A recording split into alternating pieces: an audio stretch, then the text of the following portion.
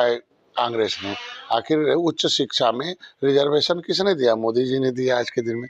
तो मोदी तो पिछड़ों के साथ खड़े हैं ना, वंचितों के साथ खड़े हैं। पंडित जवाहरलाल नेहरू का वो पत्र पढ़े कांग्रेस, जिसमें उन्होंने कहा था कि मैं आरक्षण को कतई नहीं पसंद करता हूं और नौकरियों में तो और आरक्षण नहीं पसंद करता हूं। ये तो पत्र लिखा है अब पंडित जवाहरलाल नेहरू। इसके मतलब SC ST OBC विरोधी तो कांग्रेस ने है।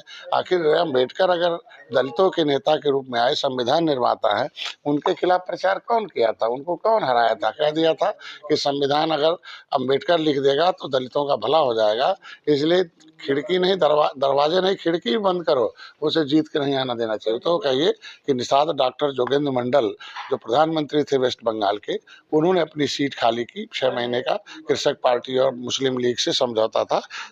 5 महीने के प्रधानमंत्री थे, 6 महीने के 1 महीने पहले इस्तीफा देकर खुलना जसोर से उन्होंने अम्बेडकर को जिता कर भेजा। दुर्भाग्य है कि वो पाकिस्तान में चला गया। लेकिन उसका नतीजा क्या था कि डॉक्टर जोगेंद्र मंडल निषाद नेता होने के नाते निषादों को इन्होंने पूरे देश में बर्बाद कर दिया।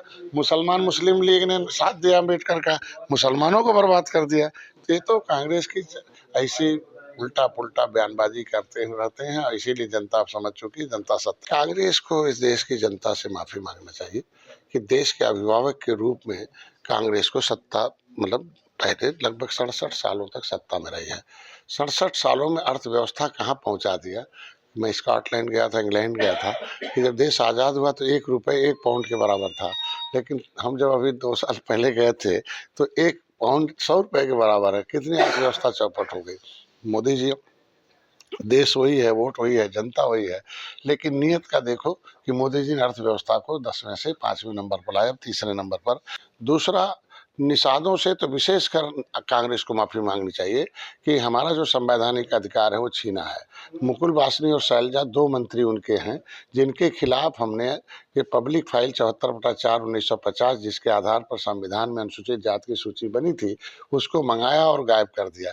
वो फाइल थोड़ी गायब कराया, 18% निषादों का भविष्य गायब कराया उसमें से। मैंने उनके खिलाफ नई दिल्ली संसद भवन मार्ग में मुकदमा लिखा रखा। तो बिना एविडेंस के तो कोई मुकदमा लिखा नहीं जाता है। हम कह रहे हैं तो माफी तो कांग्रेस को मांगनी चाहिए कि वादा किया था सभी जातियों को, लेकिन दिया केवल लेदरमैन को। उनके वजह से आज कांग्रेस की वजह देना है कि पिछड़ों के अधिकार पर मिल्कमैन का अपनी संख्या से 100 गुना कब्जा कर लिया।